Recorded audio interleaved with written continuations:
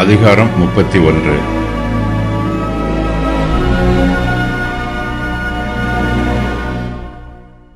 யோபுவின் சிநேகிதர்கள் அவர் மீது தப்பிதமாக குற்றம் சொல்லுகிறார்கள். அவர்களுடைய குற்றச்சாட்டுக்கள் உண்மைக்கு மாறானது. ஆகையினால் யோபு அந்த குற்றச்சாட்டுக்களை ஏற்றுக்கொள்ளவில்லை. யோபு அவர்களுடைய குற்றச்சாட்டுகளுக்கு பிரதியுத்தரம் சொன்ன பின்பும் அவர்கள் யோபுவின் மீது தொடர்ந்து குற்றம் சொல்லிக்கொண்டே இருக்கிறார்கள்.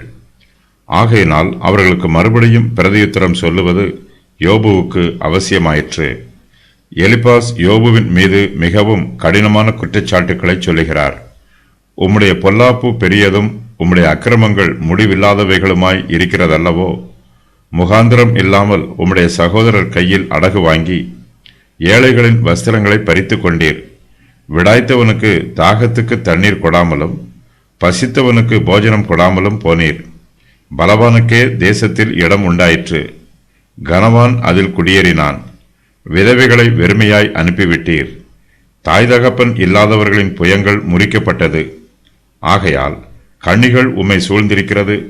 அசுப்பிலே உமக்கு வந்த பயங்கரம் மிகவும் உம்மை கலங்க பண்ணுகிறது என்று சொல்லி எலிபாஸ் யோபுவை குற்றப்படுத்துகிறார். தன் மீது சொல்லப்படும் எல்லா குற்றச்சாட்டுக்களுக்கும் யோபு பிரதியுத்தரம் சொல்லுகிறார். தன்னிடத்தில் அவர்கள் சொல்லுகிற எந்த குற்றமும் காணப்படவில்லை என்பதை யோபு அவர்களுக்கு தெளிவுபடுத்துகிறார். யோபுவின் இருதயம் சுத்தமாயிருக்கிறது. யோபு தன் கண்களோட உடன்படிக்கை செய்திருக்கிறார்.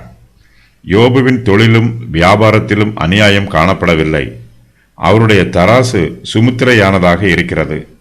யோபுவினிடத்தில் விபசார பாவமில்லை. யோபு தன்னுடைய சிநேகிதரை கொடுமைப்படுத்தவில்லை. யோபு ஏழைகளுக்கும் விதவைகளுக்கும் திக்கற்ற பிள்ளைகளுக்கும் இறங்குகிறார். யோபு உலக பிரகாரமான ஐஸ்வர்யத்தில் விருப்பம் வைக்கவில்லை. யோபு விக்கிரகங்களை ஆராதிக்கவில்லை. யாரையும் பழிவாங்க வேண்டும் என்னும் எண்ணம் யோபுவினிடத்தில் இல்லை. அந்நியர்களை உபசரிக்கிறார். யோபு தன் பாவத்தை மறைக்கவில்லை. அவரிடத்தில் மாய்மாலம் இல்லை. யோபு பிறரை அநியாயமாய் வஞ்சிக்கவில்லை. யோபு மற்றவர்களுடைய உரிமைகளை பறிக்கவில்லை. தேவன் தன்னுடைய உத்தமத்திற்கு சாட்சி கொடுப்பார் என்று யோபு நம்புகிறார். முற்பிதாக்களின் காலத்தில் இருந்தே ஜனங்கள் நன்மைக்கும் தீமைக்கும் வித்தியாசம் அறிந்திருந்தார்கள். அவர்கள் பாவத்தை வெறுத்து நன்மையை பற்றி கொண்டார்கள். யோபு தன்னை குறித்து சாட்சி சொல்லுவது போல நாமும் நம்முடைய உத்தமத்தை குறித்து சாட்சி சொல்ல வேண்டும். யோபுவை போலவே நாமும் தேவனிடத்தில் பக்தியாய் இருக்க வேண்டும். நம்மை போல பிறரையும் நேசிக்க வேண்டும். நாம் பிறருடைய பொருளை இச்சிக்க கூடாது.